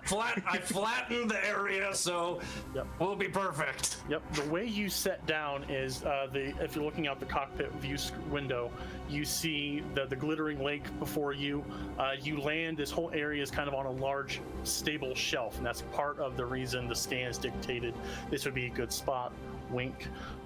But you set down. There's an enormous glittering lake in front of you. Not a blade of grass moving from any atmospheric wind at all. But in the far distance, you see the mountains in the far distance, and ship powers down. Engines. You power the ship down. You are free to disembark, and I have a map to put you on. Yep. Tomo, Baby flies like a toaster. you didn't think it was possible for an ooze to like stiffen up, but you see Tomo like visibly relax once the ship stops moving. Okay. You solidify. I do have a question. Not terribly important, but for posterity's sake, Erzan Shire follows you all to the exit ramp of this shuttle. Who's going to be the first of you to walk out onto this new alien world first? I'm fine with it. Yeah, I'll do it if no one stops me. It's just placing an order. I'll go. Yeah, no, I'll. I will That's fine. pick up Tomo and put them on my shoulder, and we'll go together. Like, and then I put Felix on my shoulder. Episode 1, we're already stacking things. Yep. So okay, I'm going to now move you to the map as I activate and play some music. Let me know if this is too loud. All right, I'm gonna pause that one so that Okay. But the Erzan, is the volume okay here? It's a little loud on my end, but I think that's just It's my a little loud. I'll I'm not adjust. sure how it's coming through on stream, but Okay. Okay, I'm gonna I've got turn mine down adjusted to. down already. Thank you. Not sure Okay. the stream's doing though. Cool. Yeah, stream. Let us know if it's too loud. Yeah, and also thank you for hanging out, everyone. We're going to be winding down here soon. We go until 8 p.m. Eastern, so this is actually perfect. I didn't time this intentionally this way, but this is perfect. So, stepping out, Arizan Shire stands by and says, "Oh, one of you all should be the first to set down." Just marking the occasion, and you see them pull up, like activate on their goggles a recording device of this monumentous occasion as the door opens up and a green field greets you all around, and it's just beautiful. You hear in the pretty short distance, they're about 100 feet away, that everyone's busy getting to work. You kind of overseeing it from where you've landed the ship. Well And done, it's Hull. Or has your character told us that they go by Hull, or do they introduce themselves as different? Yeah, I imagine that it would have come out over the course of this. Like he knows his name is long, so he goes by Hull because he's as big as a ship and twice as tough. Oh man. Gary makes several notes. All right, well, with Tomo on his shoulder, he will step out, like not probably really realizing that it's monumentous. He's done some stuff in his life, so he just kind of steps out unceremoniously onto the planet. okay. So yeah, that happens. You step out, beautiful green grass, fresh air, not a wind to be felt, and Died down when we. Oh yeah, that storm you were talking about really just calmed right down. Yeah, now. cleared up. It's Oh, It was localized storm. very localized. Wind from the mountains, Gotta watch out for that. And Hull, when you landed, you landed where you needed to go. It was a little rough. There was a little crunching sound, but you hear more crunching sounds now as bursting out of the ground. Apparently, I didn't make fun tokens Actually, can I say before. beforehand that I'm actually I'm hanging back. I'm hanging back. I'm hanging back because I'm filming this and muttering like a narration as everyone sets off the ship. Nice. Can we get a little So, clip of that narration? I just want to test. Yeah. Oh yeah, sure. please. Yeah, what's that like? Okay, she holds up this. The explorers come to this strange new world. What will they find here? Will there be treasures? Will there be... How could you move? You are so big. You are so big. I can't... Damn. She turns it off. To the left. No. Okay. No, you just away. Just away from... Oh, never mind. And that happens, and It's like, no, Hull moves and then, and then, Laura's in the way as well, because she's also massive. She's like, It's like it's fine, forget it. it's constantly a forced perspective with those two. Like, they have to be 20 feet further away in order to fit in the frame. I thought it was the lake, but it's just Laura. So I'm like, oh, okay. yeah, that glittering lake was actually Laura's glittering reflecting off them, yeah. carapace. Yeah, but as you set down and you come out and you start to take your first few steps out. Wow, that was a sentence in my own mind. Bursting from the ground are orangish, yellowish creatures. They clearly they dig out. You see like little furrows. They have dug out from under your ship, and you have landed on a nest of some creature. And we're going to close things off with all of you rolling for initiative. And then we're going to kind of wind down snap. because I have made first contact. I found these them. armored beetles. I'm going to show. Are there like blown up some red slippers underneath the ship? Weird funky sound. Hull just like takes a foot and just like pushes it under a little more. Nope. Yeah, you see 6 of these creatures dig themselves up out of the ground, kind of like mouths clacking. Oh, I need to click. I only see 3. fantastic. That is No, I know they're kind of ugly. cute. They're kind of cute. Yeah, these things dig up. Their front paws covered in dirt kind of look like the hands of like a vole. Yeah. But they have like Yeah, little got squishy digging mouth claws. parts, little insectoid creatures, and they're scuttling at you. No, after a second look, I definitely want one as a pet. Right, exactly. Mark knows what's up in the chat. Uh-huh. That's a looker. Yes, yes, indeed. And that is, we're going to leave things off with, we can roll initiative now and just, I can create, oh, I see some people have already started. So go ahead and roll for initiative. We can show everyone that now as we start to wind things down, but we're going First to, initiative roll. yeah. Yeah, those of you who have never foundried before, right click on your token and then click on the crossed swords. That adds you to the initiative order. And then on the right hand menu, there's like a raised fist, and that is the initiative tracker. You can roll from in there. Yeah, and it looks like if you roll, you can do like a hidden roll for that too. So, you know, Cool. make sure you reveal that when you're done. Nice. Although I don't see my raised fist. The sidebar, like where the Oh, chat cross is. swords. Gotcha. Yeah. Oh yeah. Yeah, cross swords, the On your icon token. on your token, and then And go then over on to the the fist sidebar. in the. Yeah, you. Cool. And it looks like I have a little bit of work to do on mine. I need to assign them different. I just pulled it and then duplicated it. So I will be rolling initiative for my own. But let's see what you all do, and we can start to wrap things up. I do want to wrap a little earlier so we can get to all the thank yous, go around and talk about where we can each find everyone.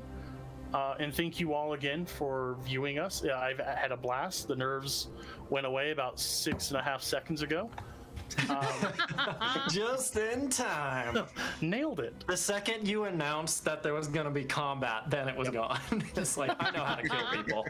And Jeff, is there a way I can display this combat tracker so people can see it? I think I can pull it up for tabletop feed. There we go. Figure out where I want to put it.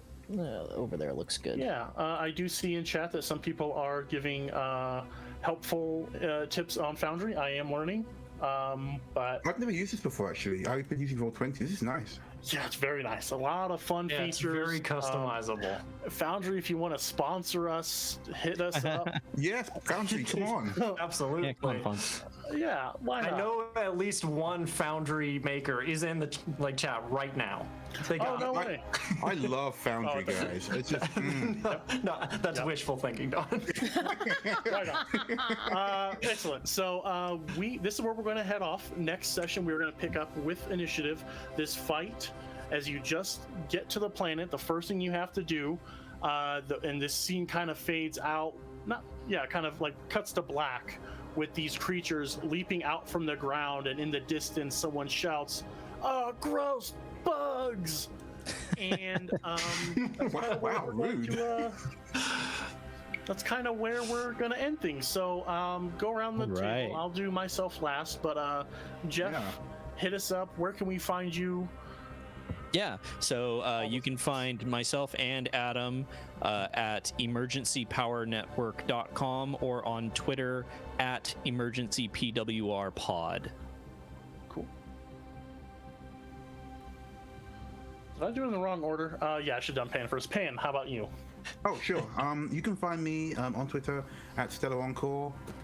You can hear me playing Baphomet on Cosmopunk podcast. Yeah, promote them all. Go for it. Yeah, we yeah? have the Okay. time. Go for it, please. All right. Well, actually, no. Actually, firstly, I'd like to say thanks to Don for banging this out, and Jeff as well, because a lot of this technical stuff over my head. Yeah, thanks, guys. Yeah, you this is guys real were cool, guys. awesome. Cheers, and thanks to the audience as well, because it was really nice having people Thank you. chatting and Yeah. stuff. Yeah, no, definitely. It was super cool. Yeah, this was fun. Thanks so much. But yeah, you can find me on Cosmopunk podcast, Spectre in the Fog, Morning Blues. Yeah, that's it. And here, of course. Yeah, thanks. And follow me on Stellar Encore on Twitter and tell me how much you like beans. Beans? Yeah, what? Who doesn't like beans? Dude, I love beans. I gotta get on there. If you don't tweet me and tell me how much you love beans, then we're not friends. Oh, I'm gonna go tweet right now. Hold on. Yeah, hold Right on, on. Jeff, And quick, whoever from, tweets it from our first- emergency power. is Oh, the best, is the closest friend. So, Yeah. Carrie, how about you? Where can we find you online? Hi, I'm Carrie. I can be found at www.criticalhitcookies.com, and I can be found on Twitter at hitcookies or at Carrie Vobrin. Excellent, thank you. Nice. And the And, cookies look great. and do hit them up. They legit are. I bought I bought some, and then she gifted me some ones. And they're just great. A lot It's always of good to bribe the TTR GM. It works. The TTRPG themed ones, my favorite so far have been the Fly for Your Pie. You gotta love a good pun with your Yeah. delicious treat. And Carrie, give us a couple names of other ones, because you put a lot of heart. They taste so good. I think I may have one or two more dark chocolate ones in the kitchen after this stream. But you want to drop a couple other cool names? You're putting me on the spot. There's 50 of them. well- I can't keep up with them all. Tell us here. How about this? Because I know Adam avoids sugar, so tell us about a sugar-free option. They are literally titled sugar-free chocolate. So, Not all of them are witty. Some of them are just flat out. This is what's in the cookie. yeah. That's okay, I'm gonna something that propose. even Hull could figure out. Yeah. So if you need a catchy name for your sugar-free ones, you can call it "Fly Sugar-Free or Die." No, but then she's got the fly for your pie one. That sounds. Yeah, I think it's a bit of an overlap on that. Yeah. Exactly. Yeah. But that's Love the it. sugar-free version. I know you have you do holiday cookies. You're taking holiday orders. You are just I am baking taking up a storm. holiday orders. We have some holiday assortments. We have 5 different assortments. We've got a chocolate, a spice, a fruit, a classic, and an eclectic for the adventuresome and Eclectic. adventurous people in the crowd. Yes. Nice. I've only had a couple of the varieties so far, but I've loved every single bite of everyone I've had. That's not why I invited her to play this, but damn it. If you're going to hear me promote me and my friends, you're going to hear my friend promote her cookie baking business. So thank you so much. CriticalHitCookies.com? Yeah. Cool. And Adam. Yeah, first off, you can find us on Twitter, like Jeff said, emergency PWRPOD. You can also find me personally at on Instagram. I'm doing some art stuff on there. I'm posting a piece. I'm trying to do like 30 pieces of art over the next month-ish. And so I just started with that, and that's at _Ashen_arts. So feel free to check me out, follow me there. If you like any of the art that I did for the characters here, you're going to see more stuff like that. And we'll see how far I can get, you know? Yeah. Excellent. And I've been Don, your GM. That was, I will say, that was supposed to be a Jimmy Stewart accent for Arizan Shire. I did watch some cheap. clips of It's a Wonderful Life. I've been the GM for this. You can find me elsewhere doing Starfinder, being the GM for Hexgrid Heroes, a homebrew Starfinder podcast that released every Sunday. You can find me playing Pathfinder 2e on Monday evenings at 6:30 Pacific time. I play a kobold swashbuckler. Yes, and kobolds. It's great. yeah, that's about it for now. There may be other. I do fun want to throw projects. one thing in there. Mark Likes Music asked if I'm doing commissions. Yeah, I'm gearing up to start doing that, so feel free to hit me up if you have any art you want me to do, and we can figure out something. Yeah, awesome. So yeah, that's been me. We will be back in 2 weeks. I don't have a fun, plucky sign off just yet, but don't worry, we'll get find one. something. Yeah. Let's fly. Let's fly works for me. Unless it's I'll unless it's pilot. Hal. Yeah, no. The best part is just like Gally could pilot easily, but she just doesn't want to override Hal. Perfect. That works for him because he will just keep doing it. Something I would like to do. So vamp a little bit while I look for someone to raid, because as friend of the show, Krifu Bernal said, it's very helpful to raid. We're a tiny stream. here. So I'm going to look for someone, preferably playing Starfinder, to raid. Yeah, get them raids in. Yeah, let's do it. But you guys vamp a little bit. Talk a little bit about stuff you want your characters to do. People you're not excited to meet. Projects. How's everyone feeling now that they have some fresh air? This was is so good, much like- fun. Yeah, was no, really rad, this was a rad. lot of fun. Like, I couldn't have asked for like a more fun stream to start doing Twitch stuff on. Like, this was a blast. Absolutely. You know, Yeah. I chose this character so that I could be a big dumb punch dragon, and like it's just gonna allow me to have fun in this. And like, I'm already loving the chemistry of all these characters. Like, I'm so excited. Yeah, I'm having a lot of fun. I really like that Tomo is so literal, like the meditation. And then Hulk is like, I'm gonna go to the other room. I can't do this. No matter how many pillows I shove on my head, it's not enough.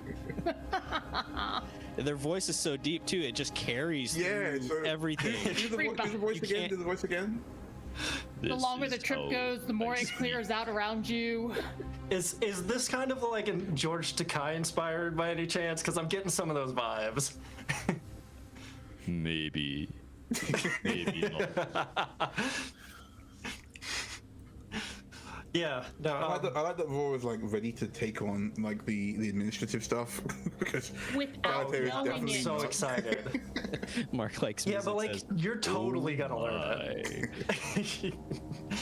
I'm just gonna Yeah, do no, it by, you're all gonna be like, yeah, here's more paperwork, and I'm gonna be like, okay. That is perfect no, because that that's sounds- exactly like when paperwork comes up, it'll come to Halt and he will pass it right to you without even looking at it. It's like a line. It goes to Hull, it goes to Tomo, and it goes to Karen. Yeah. I will go first and I will pick things up, but I'm not gonna read it. I'm gonna deliver the paperwork. Okay, I have found someone who we're going to raid in just a moment. Awesome.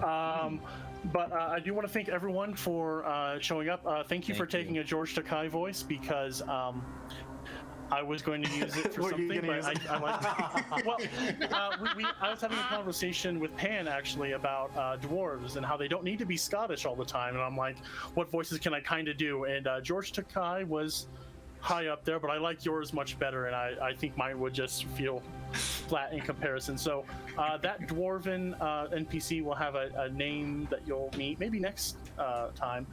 But thank you again, everyone that showed up. Urban Thank you Dragon so Dice, much. I saw you. You did a great job writing a recent Cosmopunk season. I Yeah. really enjoyed your Nice. stuff. Yeah. Yeah, Skeptic- the actual community is great. Yeah, Skeptic Frog Games. Awesome. He's my guy. He plays Keat in my podcast. He's a GM for Dice Benders and Avatar: The Last Airbender / core. Oh, Key, I love your Nice. voice. Yes, that's Yep, awesome, dude. my That's guy. awesome. Yeah, he's they are currently in hiatus, so it gives you plenty of time to catch up on season 1. Season 2 is forthcoming, but I love hanging out with him. He's a hoot. He's the guy I had to help make a nanosite for yesterday, and I just wanted Nice. to pull my hair out. Less nice. Yeah, and I think I will leave it on thanking all the people at Paizo that may be watching or who have been friendly with us. Jason Keeley for developing this, Ron Lundeen for writing this one, all the cool art that people did for this, all the writing that went into it. Having a blast. This is a great thing. The shout out section will be a little shorter after the first one, but I just wanted to let everyone know all the cool other podcasts that stopped in to say hi, to support us. Even if you're lurking, I don't mind. It's like with podcasts. You don't have to listen. As Good soon as you hit censor the there, by the download- way. I don't care. Yeah. As long as I get the download, the lurk, we're good.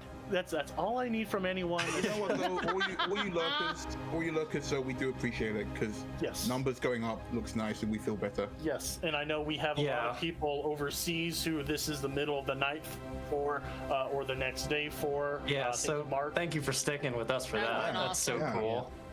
That being said, I'm going to close things off. We are going to be rating Murder Hobo Inc. Right One of on. their players, maybe two of their players, is in the Hexcrit Heroes podcast. Carol, who plays Tally, she's in this one, I believe.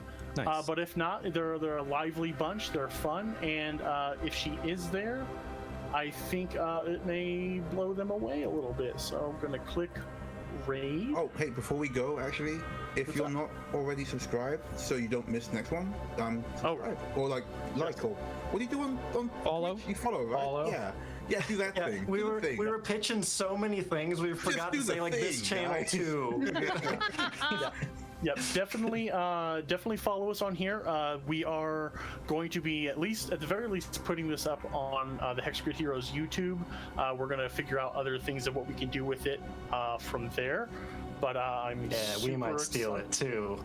That's fine. I just want people to enjoy our game, maybe catch us live.